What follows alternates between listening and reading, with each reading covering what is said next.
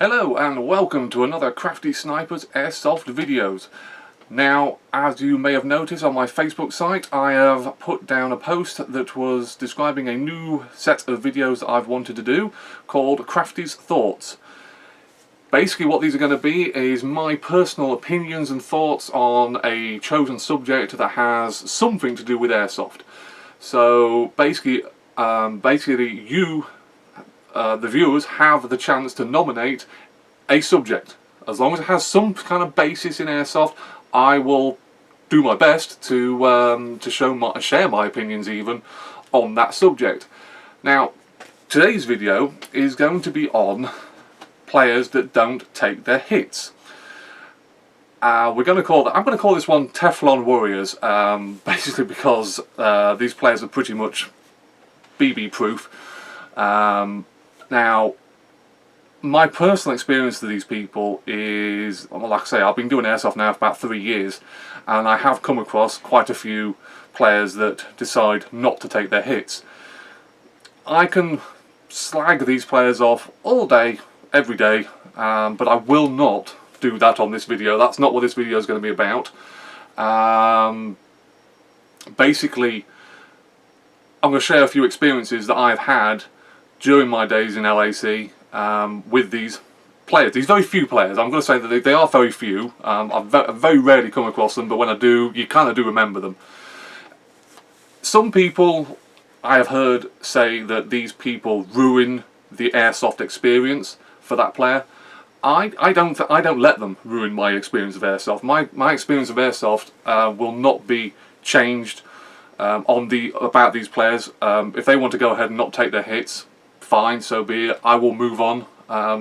But like I said, I just want to share my experiences with these people. Now, my general loadout, weapon-wise, is AEGs. I have an M16, I have an M4, SA-80, those kind of weapons. Now, the last experience I had with one of these Teflon players was at an event held by Lincolnshire Airsoft up in Curtin. And I was on top of a ridgeline. I was on my own, making my way steadily across the top of this ridgeline. I knew that the enemy were either on this ridgeline ahead of me or a little bit further down the ridgeline in what we call the LZ, which is an open clearing. So I was making my way very, very steadily, very, very carefully. Didn't want to get shot or snuck up on by any players. So anyway, I get to a point where I can hear sounds. And I can see the enemy sniper is on top of the ridgeline firing into the LZ at some of my guys. Now, I couldn't risk getting close enough to do a bang kill. I could only see this one sniper. I didn't know if there was any other guys with standard AEGs somewhere nearby, so I couldn't risk getting close enough to do a bang kill.